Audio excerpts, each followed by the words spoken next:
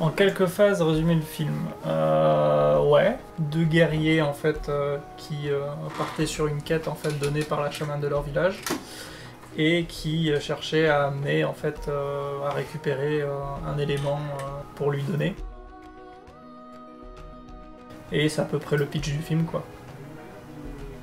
Mon rôle, ça a été un peu de chapeauter tout le reste en fait. Et il a fallu mettre en place un pipeline de production, un planning aussi. Donc du coup on avait à peu près 5 mois de délai pour faire ça. Donc 5 minutes d'animation sur 5 mois, c'est des délais qui sont quand même très restreints et une quantité de boulot assez énorme. Mais voilà, c'était cool. C'était cool de pouvoir faire ça. Et moi, ce que j'ai bien aimé, c'était le côté cartoon en fait. Je sais pas si c'est inédit par rapport à Objective 3D, par rapport à l'école, mais on a essayé de pousser ce côté-là assez loin.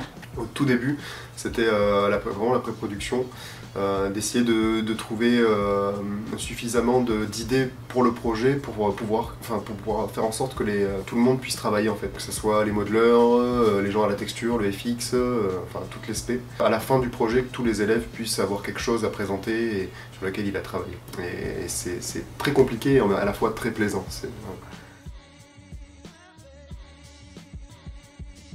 On m'avait attitré le rôle de faire les chara design, donc du coup je me suis occupé de faire les deux protagonistes de l'histoire, Timmy et Bobby. Ce qui a été un défi pour nous, c'est de réussir à essayer de faire des belles modées, c'est-à-dire à respecter la topologie. L'avantage du layout, c'est qu'au départ, on se dit on va créer un cheminement du point A au point B. Entre-temps, on va avoir une idée dans notre scénario du décor et on va se rendre compte, ah oui, on n'a pas pensé à tel détail, il faut pour passer la crevasse, qu'est-ce qu'on va faire? Et on va, grâce à ces layouts-là, en même temps, on va ajouter des éléments à notre histoire. Donc c'est vraiment une sorte de puzzle, l'une des pièces ne va pas sans l'autre. C'est ça, c'est une gymnastique entre l'un et l'autre en fait. On fait un layout, on a une histoire, les deux se correspondent plus ou moins et on fait en sorte en fait que les deux se rejoignent, le layout et l'histoire qu'on a voulu raconter.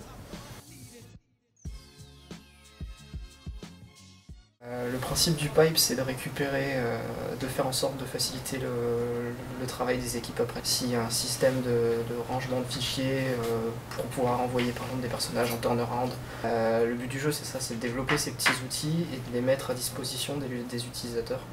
Alors nous en animation, on a commencé par faire nos références vidéo. Donc grâce à ça, on a pu voir vite fait, grosso modo, les mouvements qu'allaient avoir les personnages dans le film. Cette partie-là du travail était vraiment cool et je pense que c'était la plus compliquée à mettre en place, vu que ça faisait tout le film en fait. On n'a pas eu de soucis majeurs, mis à part sur quelques difficultés d'animation pour certaines personnes, mais on était tous là pour s'aider. Globalement, si quelqu'un avait un souci, quelqu'un d'autre arrivait pour le résoudre. Les difficultés majeures qu'on a eues, ça a été tout d'abord la deadline qui nous a forcé à faire rendre des animations efficaces, donc c'est-à-dire que les spectateurs puissent voir à travers la gestuelle uniquement du personnage qui raconte son état d'esprit directement sans qu'on puisse rajouter trop de mouvements.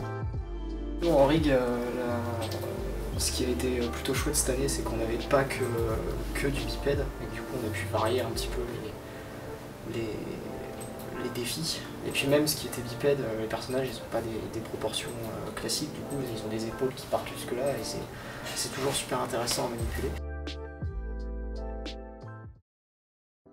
On est directement en partenariat avec les modeleurs. Les modeleurs nous donnent les objets et les volumes que nous allons texturer. Voilà, on leur donne une couleur, l'influence de la lumière dessus et un volume supplémentaire pour lui donner plus de cachet.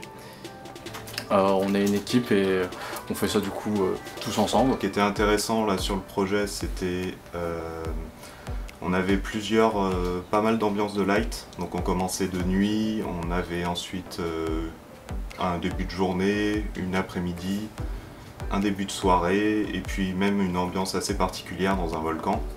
On a été très limite au niveau du temps, sachant que bon, c'est assez compliqué, on est les derniers à passer, donc du coup, voilà.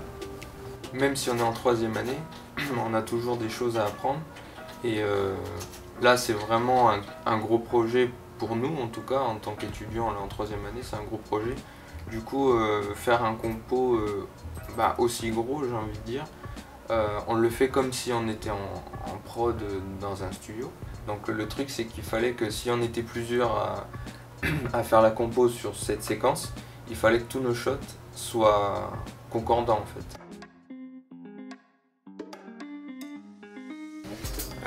Du coup, ma spé, elle sert à faire tout ce qui est fumée, feu, eau, tout ce qui est généré avec des particules, tout ce qui est simulé, tout ce que les animateurs ne peuvent pas animer et tout ce que les graphistes ne peuvent pas faire, en gros, tout ce qui est destruction, etc. etc. Moi, ce que j'ai aimé faire, c'est un peu tout, c'est-à-dire faire un effet bien précis. Après, simuler quelque chose, c'est simple, mais faire quelque chose de bien précis, c'est compliqué. De toute façon, il y a tellement de shots différents, avec des FX différents, que tout est susceptible de plaire. Juste pour l'effet, parce que je le trouvais sympa, c'est juste dans la première scène, l'espèce de truc un peu bleuté dans l'eau là. Fallait que je fasse de la smoke, que je rajoute ensuite des particules et qui récupère en fait le mouvement de la smoke. Et ensuite que je retransforme ces particules en smoke. Donc du coup tout le procédé que je connaissais pas au départ était intéressant à apprendre. Du coup c'était vraiment sympa. Et moi ça a été plutôt tout le lac de lave au niveau de la séquence 5 du volcan. Parce que c'était intéressant à approcher parce que c'est censé être des bulles qui remontent d'en dessous au niveau de la chaleur et tout ça et qui explosent.